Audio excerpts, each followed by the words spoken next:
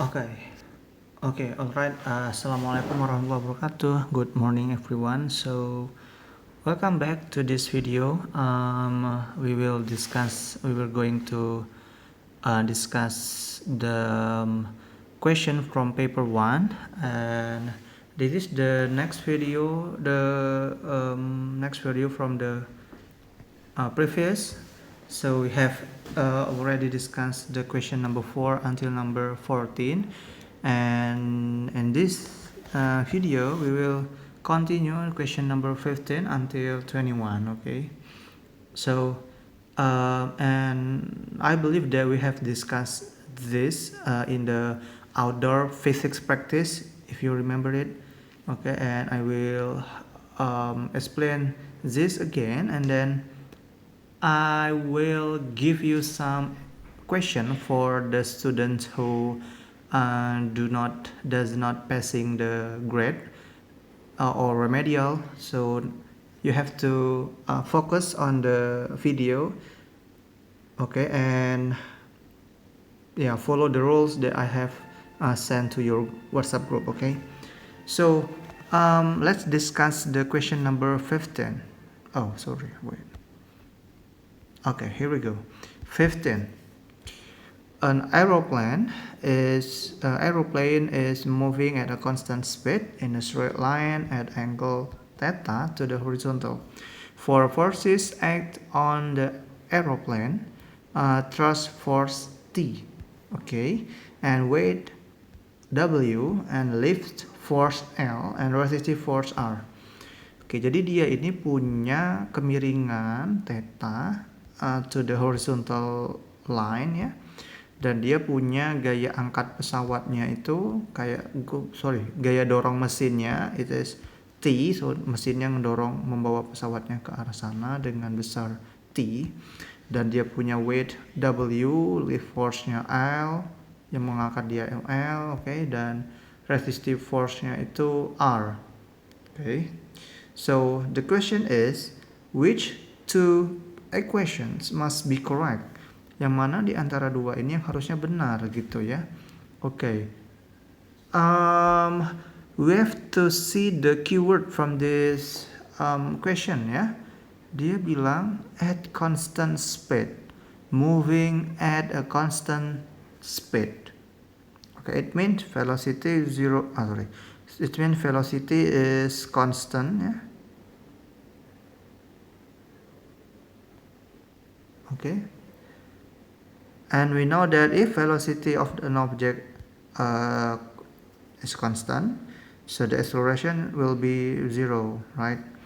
So kalau dia zero, total force yang ada di incline axis-nya itu zero atau equal dengan yang atas dengan yang bawah, and then dengan yang perpendicular terhadap incline itu juga harusnya equal ya. So kalau kita lihat semuanya sudah dalam posisi yang benar, ini sudah ke arah sana, lurus dengan ini.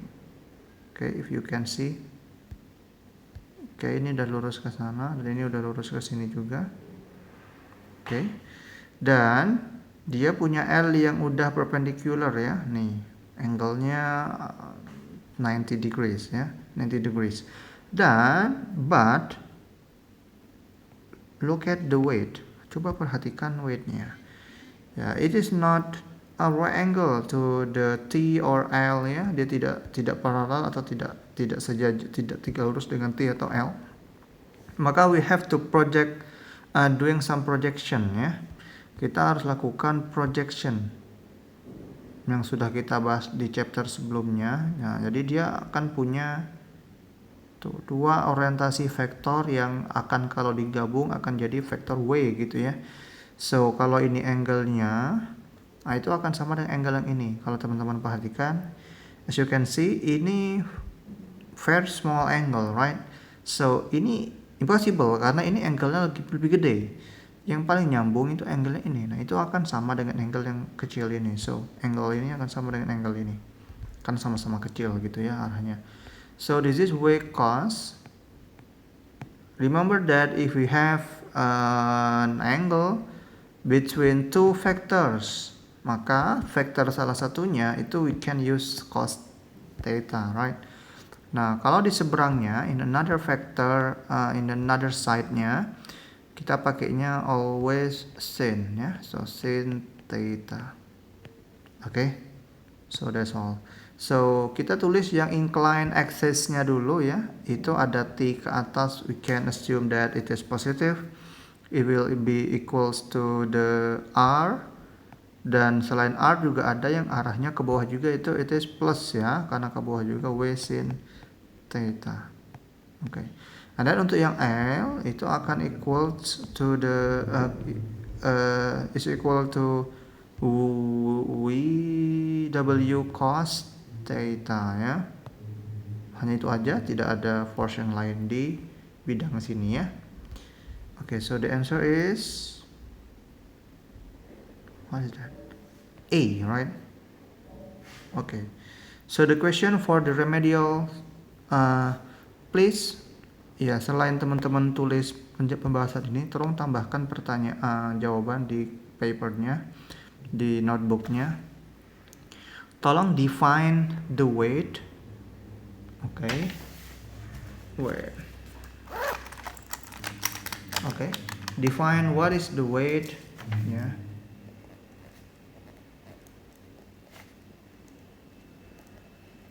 And then a resistive force.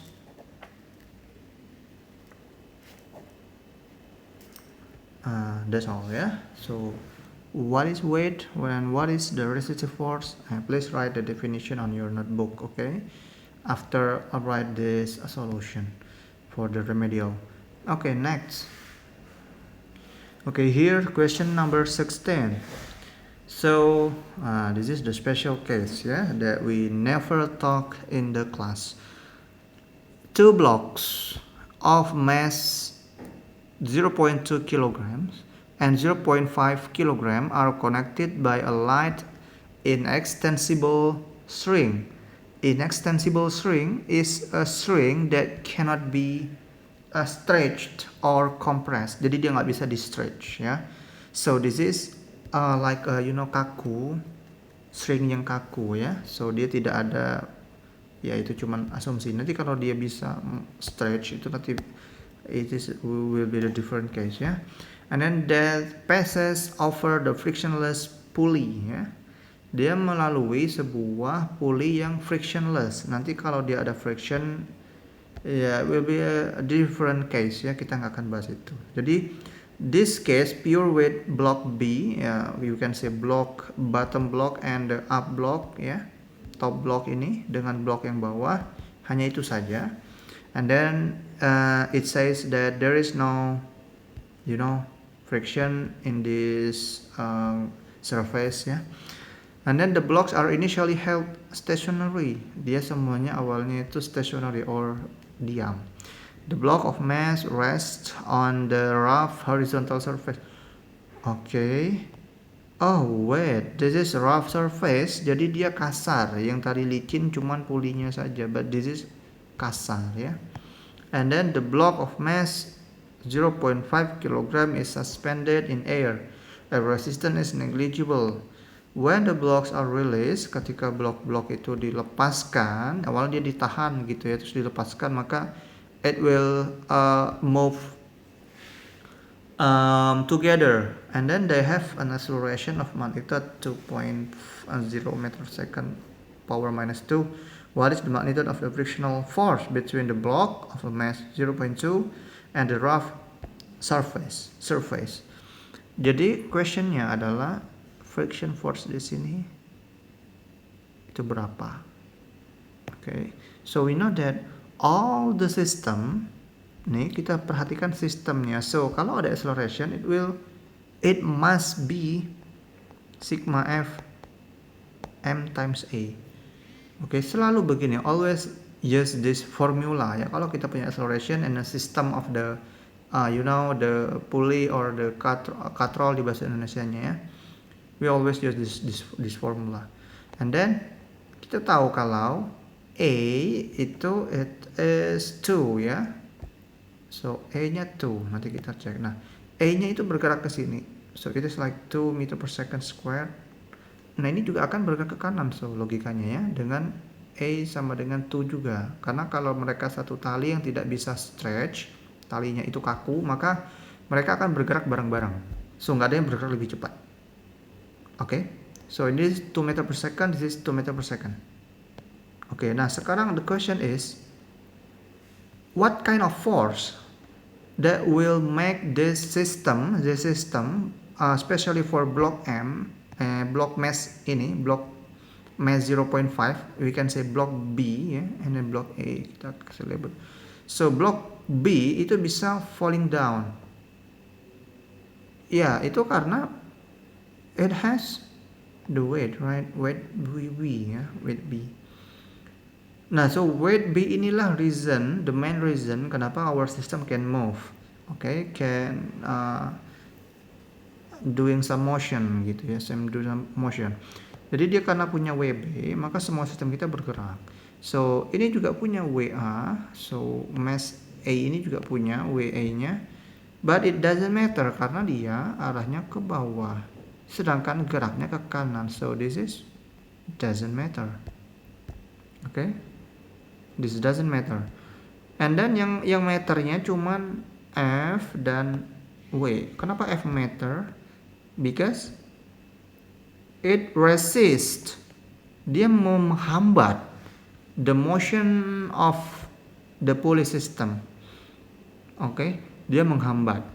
So we can write the force equation is VB minus friction force. So VB yang membuat dia bergerak dengan acceleration A, and then force yang sifatnya resist or reduce the speed or the acceleration ya. So itu akan sama dengan mass E total. Ya, M totalnya from block mass with M 0.5 and block M sama dengan 0.2 ini. Nah, itu total massa total mereka lah yang dibawa oleh atau yang bergerak dengan acceleration A. Oke, jadi we can write the mass with the total of mass. Karena WB dengan F ini harus menanggung beban kedua mereka ini, right? So WB is 0.5 times gravity-nya 9.81 minus F. So total mass mereka 0.7, right? 0.2 plus 0.5 times A is 2 ya. So kalau kita tulis so ini berapa? 4.40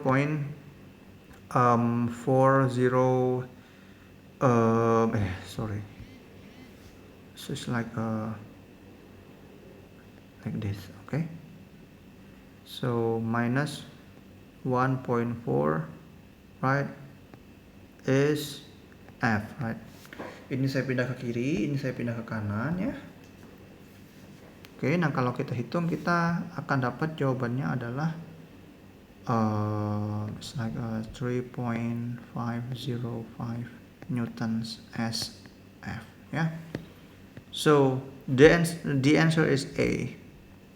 Okay, that's all. Okay, you can move to the next question ya. Okay, here we go. Number 17. 17. A small ball is held at the surface of liquid oil in the container. The ball is released from the rest and falls through the oil. The ball has velocity v, a viscous or drag force F acts on the ball. Which graph could show the variation of v of F? Ada bola kecil yang dia diletakkan di atas sebuah permukaan dengan ada cairan minyak ya. Dia di sebuah wadah gitu, container. The ball released from rest and fall through the oil. Oke, dia di permukaan minyak olinya gitu, terus dia jatuh menyelup gitu ya, submerge. Dan kemudian dia bergerak dengan velocity v ya.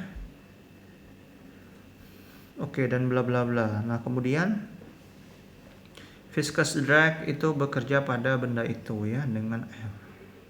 Jadi ada gaya drag. Force itu gaya hambat karena liquid ya, kayak gaya hambat karena udara gitu ya. Nah, grafik yang menunjukkan variasi V terhadap F-nya yang mana? Coba kalau kita lihat. Nah, yang pasti adalah semakin besar F ya, benda itu kan nanti falling down ya. Ini kalau dia ini liquid gitu ya, nanti bendanya itu akan jatuh ke bawah, dan nanti semakin di bawah dia akan punya velocity yang semakin besar gitu. Tapi ada limitnya.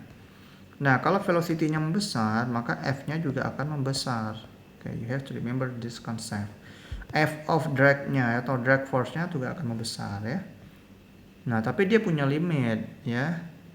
Nah, limitnya itu kita tidak dikasih tahu, dan di soal tidak ada kata-kata terminal velocity ya, maka tidak ada fase di mana dia constant v-nya, tapi dia bilang ball itu has velocity v ya, mungkin di some point ya. Nah, jadi yang paling benar adalah kalau C ini possible karena tiba-tiba force-nya berubah gitu ya, nggak tahu kenapa sebabnya. Ini kadang force-nya itu membesar terus tiba-tiba force-nya mengecil, force of drag-nya. Kalau yang D itu force of drag-nya turun. No, force of drag-nya itu kalau dia makin cepat, force of drag-nya itu makin besar. Jadi dia akan ke kanan tuh grafiknya ya. Nah, berarti yang mungkin benar itu yang A dengan yang B. Sekarang yang B ini sedikit anomali nih, coba perhatikan nih. Force drag-nya oke, semakin besar ya. So bigger. Nah, kemudian di satu titik ini dia akan menurun ya. Nah, nilainya seiring dengan V-nya bertambah. So kita tidak pernah bahas kasus seperti ini, dan itu memang nggak mungkin terjadi gitu ya. Jadi yang paling masuk akal adalah yang A. Oke, karena tadi force-nya akan semakin membesar seiring dengan bertambahnya V. Dan hubungannya mereka adalah eksponensial. Nah, kita nggak bahas equation-nya untuk S level, kita cuma tahu kalau drag force dengan velocity itu mereka punya relation yang eksponensial. Nanti grafiknya seperti yang saya gambar ini ya. Gitu ya. Okay, that's all. So the answer is A. Okay, and then for the additional question, you can for the remedial student, student who would take the remedial, you can write the what is the viscous or drag force ya. Define apa pengertiannya. Okay, maybe one or two sentence is enough ya. Will be enough. Okay. Okay, I think this will be clear. Next question number 36, sorry 18 ya, itu halamannya 36. Ini ada submarine of total 3,200 kilograms is at rest underwater. The total mass of submarine, how to pronounce submarine? Sorry, submarine or submarine.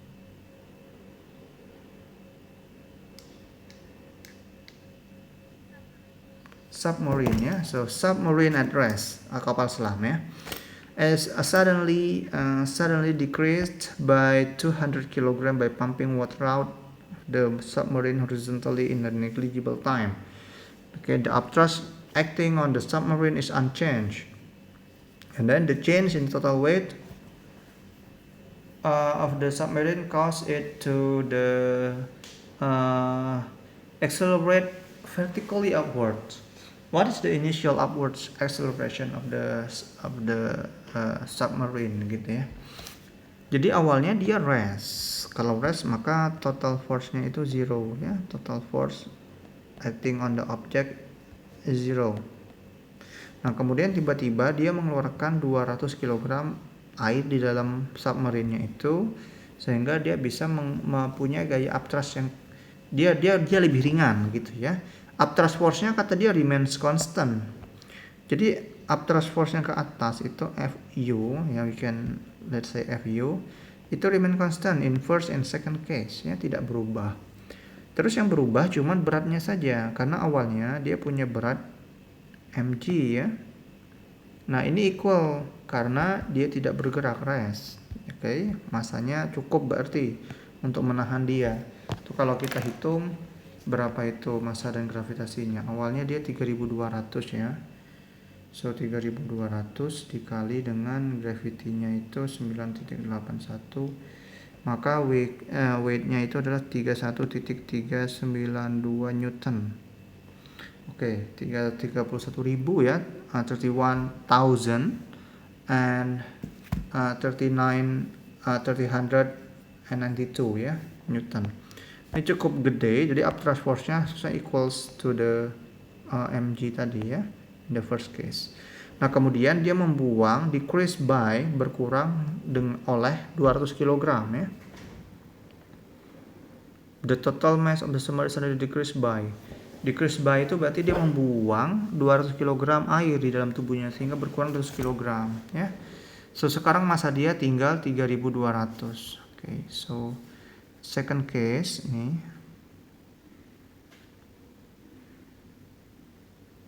Tuh ya. Nah, second case-nya dia tinggal punya massa yaitu sebesar m aksen dikali gravity-nya ya. Jadi kalau kita hitung berarti it's like 3000 times 9.81, so it's like 29.430 ya. Nah itu untuk Newton ya, untuk berat yang berikutnya. Terus upthrust force-nya itu kata dia remains constant dengan yang sebelumnya, yaitu sebesar yang weight-nya ya, jadi so 31.392 newtons. Nah, ini ada perbedaan, there is the difference of the force, maka itu akan membuat dia terbang ke atas atau melayang ke atas, floating ke atas ya, karena perbedaan gaya. Nah, perbedaan gaya itu akan menjadi sigma F-nya dan membuat benda itu melayang ke atas. Nah, kalau kita hitung perbedaan gayanya berarti itu 39392 minus 29430 itu sekitar 1962. Nah, mass yang kedua tadi tinggal 3000 dikali A ya. So maka A-nya adalah 1962 dibagi 3000 ya. 3000 tuh karena dia udah dikurang 200 ya. Oke, so jawabannya adalah 0.654 ya. Oke, so here is the answer. 54. Here we go. Oke. So I-nya adalah 0.54. Oke. Oke, that's all. Okay, so untuk tambahan for the additional question, you can define what is the upthrust force ya. You can write on your notebook ya.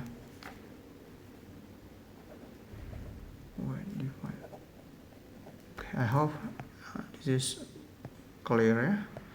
Move to the next question.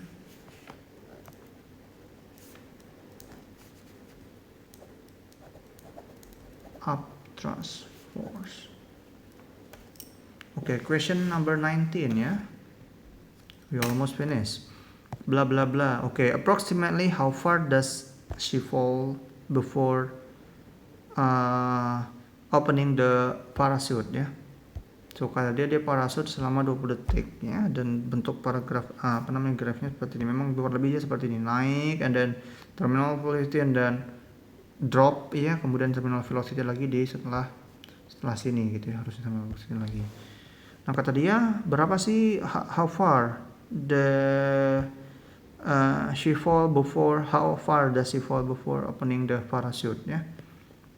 Ini kalau kita lihat before opening, dia buka parachute itu ketika velocity-nya drop, berarti sebelum di sini ya. Ini sebelum di sini. Nah, di sini dia belum buka parasutnya. Nah, jadi yang kita lihat yang ini. Nah, ini bentukannya nanti kita bisa approximate sebagai jajar genjang ya, trapezium. Nah, oke, kita bisa ya, mungkin ini kurang lurus ya, jadi mungkin agak ke sini dia nah gitulah, ini mungkin lebih adil. Oke. Nih kalau kita hitung ini yang atas ini panjangnya berapa sini ke sini? Berapa kotak? 1 2 3 4 5 kotak. 5 grids. 5 grids itu nilainya adalah 5 juga ya, kan satu grid satu kotak itu sini 5. Kemudian yang bawahnya ini sebagai the parallel side-nya itu 10 and then 1 2 3 ya, so it is like a 13. Oh ya, 13 ya, 13 and 5, and then the height of the trapezium is 60 ya, heightnya itu 60. So we can find the distance of the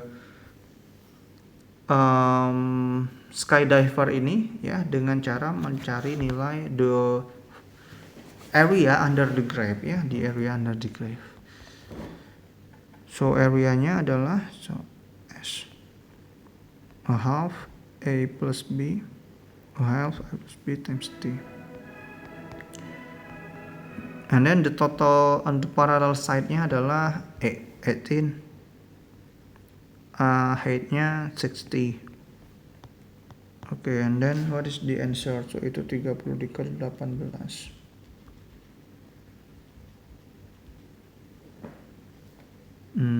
Okay, it's like 5 and 40 meter ya. Okay.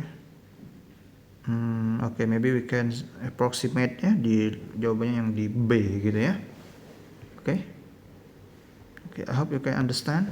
Oke, ini cuma approximately. Jadi kalau ada kata approximately itu berarti memang kita menandai-andai aja. Bentukannya miring-miring gitu, kita bikin lurus gitu, it's okay. Yang penting agak sedikit precise gitu ya. Oke, dan mungkin tadi kalau kita kurangnya itu mungkin karena kurangnya mungkin dia itu garisnya ada di sini jatuhnya. Jadi ini tuh harusnya 6, mungkin akan dekat, lebih dekat gitu ya. Oke, kalau 6 tambah 19 dikali ya, harusnya ini tuh 19 di sini jatuhnya ya. Oke. Okay. And then the question for the additional question ya, additional problem for remedial. Please redraw the graph of the parachutist during fall and then open the parachute and then landing to the ground. Tolong dibikin, and then please write the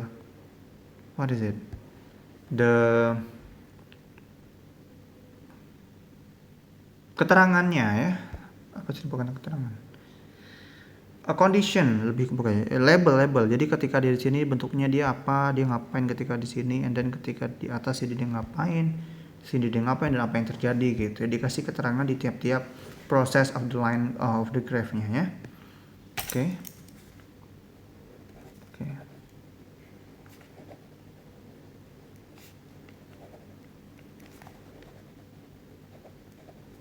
Okay, then we will move to the question number 20. Okay, the acceleration of free fall on the surface of planet P is 1/10 of the on the surface of the planet Q. On the surface of P, an object has a mass of 1 kilogram and a weight of 1 Newton. What are the mass and what weight of the same object on the surface of the planet Q? Kata dia, akselerasi of free fall kalau di planet P itu adalah, so kita bisa bilang itu Gp ya, atau gravitasi di P itu 1/10-nya 1/10 dari planet Q ya, so itu Gq. Nah, kata dia kalau di P masanya itu 1 kilo dan beratnya itu 1 Newton. Berarti gravitinya adalah, kalau dia nih mg ya, kalau W-nya 1 Newton, mass-nya 1 Newton, maka gravitasinya juga 1 ya. Ya kan? Nah, sekarang pertanyaannya di planet Q gimana ya? Kalau G-nya 1, maka planet Q-nya akan punya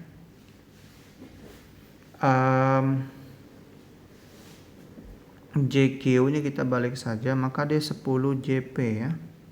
JP. Nah, 10 dikali ya ada 10 aja karena JP tadi nilainya 10, nilainya 1 sebagai GQ-nya ya. Nah, udah. Jadi kalau mass-nya 1, maka weight-nya adalah mass dikali gravity of Q. That is like 10 Newton. Sorry. Okay, so it's like 10 Newton. Berarti antara ini dengan ini, dan mass-nya tetap ya, mau dia dimanapun itu tetap. Jadi jawabannya benar B ya. Ini yang berarti yang benar. Okay, so the correct answer is B. Okay, let's move to the last question. Okay, here we go.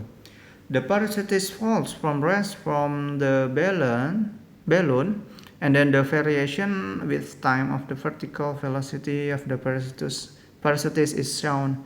In which region is the surface due to air resistance much greater than the weight of the parachutist?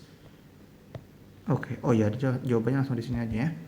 Jadi kata dia ada lagi seorang penerjun parasut yang turun ke bawah dari keadaan dia diam from the balloon, dia dari kayak balon udara gitu mungkin ya. The variation with time vertical parachute ditunjukkan pada gambar ini kayak grafik biasa saja ya. Pertanyaannya, di region manakah air resistance, hambatan udara atau drag force-nya itu lebih besar, jauh lebih besar daripada weight-nya. Itu ketika ada di fase C ini. Jadi fase C itu kalau kemarin saya di kelas, so I remember that I said that it is impossible for the drag force bigger than the weight ya. Ternyata itu tidak benar. Jadi kalau dia tiba-tiba ada parasut ya, maka itu mungkin terjadi.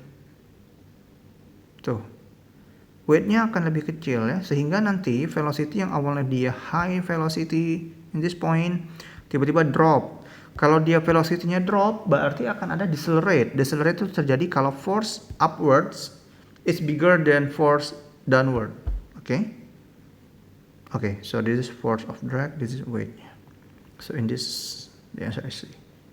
Okay, I think that's all for the question number berapa saja tadi ya. Pokoknya all the solution, all the question and the solution you can redo on your notebook, and then plus additional question yang saya sudah bilang tadi. Okay, that's all for this video. It's like 32 minutes ya.